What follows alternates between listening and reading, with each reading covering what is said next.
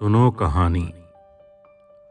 दोस्तों, ये कहानी अगर आपको समझ आए तो इसमें एक बहुत गहरा संदेश है, और अगर पूरी समझ ना भी आए तो मनोरंजन तो आपका भी अवश्य होगा ही। एक बहुत मशहूर किताब है बेताल पचीसी, जिसको लोग विक्रम बेताल के नाम से भी जानते हैं।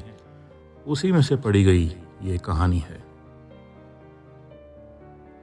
वीर राजा विक्रमादित्य के दरबार में रोज सुबह बहुत सारे लोग उनसे मिलने आते थे, और उनमें से बहुत सारे लोग अनेकों प्रकार के उपहार लेकर आते थे।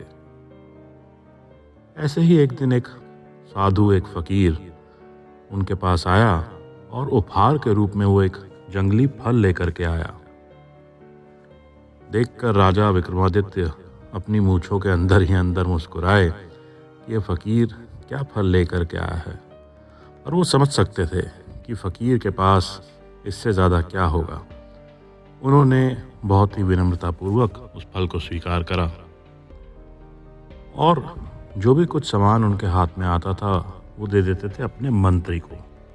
वो फल भी उन्होंने मंत्री के हाथ में पकड़ा दिया। इसी तरह एक क्रम रोज़ प्रतिदिन होने लगा। सब लोगों के साथ वो साधु, वो फकीर भी रोज़ आता, और रोज़ वैसा ही एक जंगली फल बड़े आदर और प्रेम के साथ राजा विक्रमादित्य के हाथ में देता। राजा उसे मंत्री के हाथ में देते, और यूं ही चलता रहा सब कुछ। राजा विक्रमादित्य के पास कई पालतू जानवर थे। उनमें से एक बंदर भी था। एक दिन की बात है, सुबह जब यही कार्यक्रम चल रहा था, राजा विक्रमादित्य का बंदर भी साथ में लाया गया था और वहीं बैठा था। उस दिन साधु फकीर ने जब फल दिया और चला गया, राजा विक्रमादित्य को बंदर पर प्रेम आया, और उन्होंने वो फल बंदर को दे दिया। बंदर की जो प्रवृत्ति थी, मजे से उसको तुरंत खाने लगा।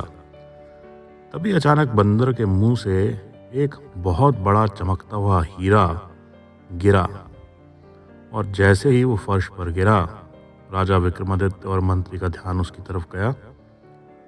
इतना बड़ा हीरा, इतना चमकदार हीरा राजा विक्रमादित्य ने आज तक नहीं देखा था। विस्मय से उसकी ओर देखने लगे, और तुरंत समझ गए कि ये हीरा तो उस फल में से निकला जो वो साधु, वो फकीर उन्हें देकर गया। और तब उन्हें याद आया, ये क्रम तो कई वर्षों से चल रहा है। उन्होंने मंत्री से पूछा, मंत्री जी, वो फल कहाँ हैं जो मैं आपको रोज पकड़ा देता था? मंत्री थोड़ा सा सकुचाया और उसने कहा, महाराज, मुझे वो किसी उपयोग का नहीं लगा, पर क्योंकि आप हाथ में देते थे तो संभल कर चलना पड़ता है मंत्री को, और संभाल कर रखनी पड़ती हैं चीज़ें। तो महल से निकलते वक्त जो बाहर एक तलघर यानी कि तहखाना है, जो उपयोग में नहीं है, रोज़ वो मैं फल उसी में फेंक देता था अपने घर की ओर जाते हुए। राजा विक्रमादित्य अपने मंत्रियों के साथ तुरंत उस तलघर और तहखाने की तरफ गए। जब सीढ़ियाँ नीचे उतरे तो बहुत बुरी बदबू आ रही थी, क्योंकि वो फल कई वर्षों से सड़ रहे थे। पर उन सड़े हुए फलों के बीच चमक रहे थे अनगिनत बढ़िया चमकते हीरे, जिनको देखकर सबकी आंखें चुंधिया गई। अगले दिन जब वो फकीर फिर से वो जंगली फल लेकर के आया, राजन ने उसके हाथ पकड़ लिए। बोला, गुरुवर, आप इतने वर्षों से मुझे रोज एक रत्न दे करके जा रहे हैं, और मैं समझ नहीं पाया।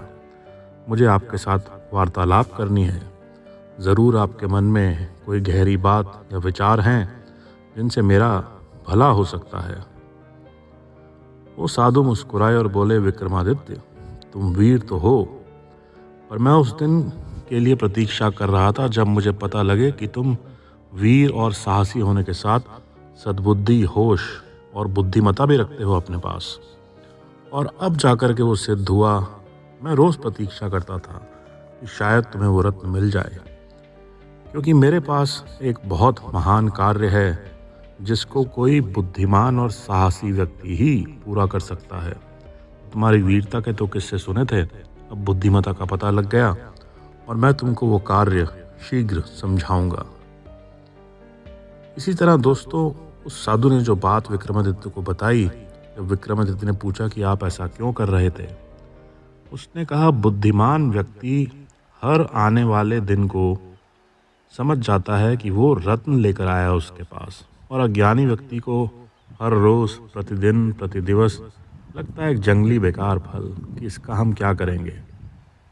ईश्वर हमको प्रतिदिवस प्रतिदिन एक अवसर देता है उस हीरे को प्राप्त करने की, पर हम समय बेकार करते हैं, ज़ाया करते हैं और उसको जंगली फल समझ के व्यर्थ जाने देते हैं।